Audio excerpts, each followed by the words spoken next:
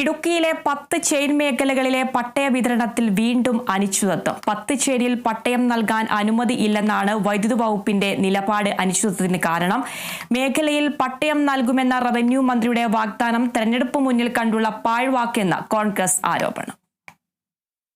ഇടുക്കിയിലെ ജലസംഭരണികളിലെ പരമാവധി ജലനിരപ്പിൽ നിന്നും 10 ചെയിൻ പ്രദേശം കൂടി ഏറ്റെടുക്കാനായിരുന്നു മുൻ തീരുമാനം. എന്നാൽ 1974 നടപടി വൈദ്യുതി വകുപ്പ് വേണ്ടെന്ന് വെച്ചു.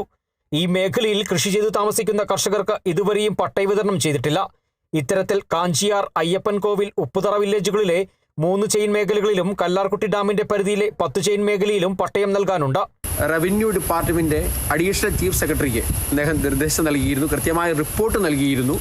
ഈ മേഖലകൾ ഉൾപ്പെടുത്തിക്കൊണ്ട് തന്നെ പട്ടയം നൽകാമെന്ന് 2017 കളക്ടർ കൃത്യമായ രീതിയിൽ റിപ്പോർട്ട് നൽകിയിരുന്നതാണ്. എന്നാൽ അതിനെയെല്ലാം അട്ടിമറിച്ചുകൊണ്ടായിരുന്നു ഇടതുപക്ഷ ഗവൺമെൻറ് മുന്നോട്ട് പോയത്.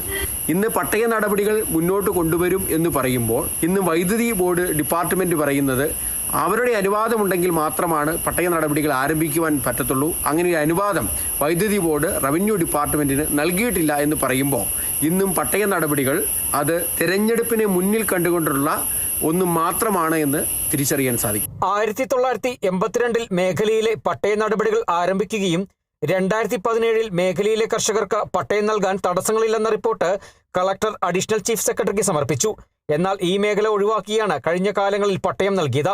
നിലവിൽ 10 ചെയിൻ, 3 ചെയിൻ മേഖലകളിൽ പട്ടയം നൽകുമെന്ന് റവന്യൂ മന്ത്രി വ്യക്തമാക്കുന്നുണ്ടെങ്കിലും വൈദ്യുതി ബോർഡിന്റെ അനുമതി വേണമെന്നാണ് വകുപ്പ് വ്യക്തമാക്കുന്നത്.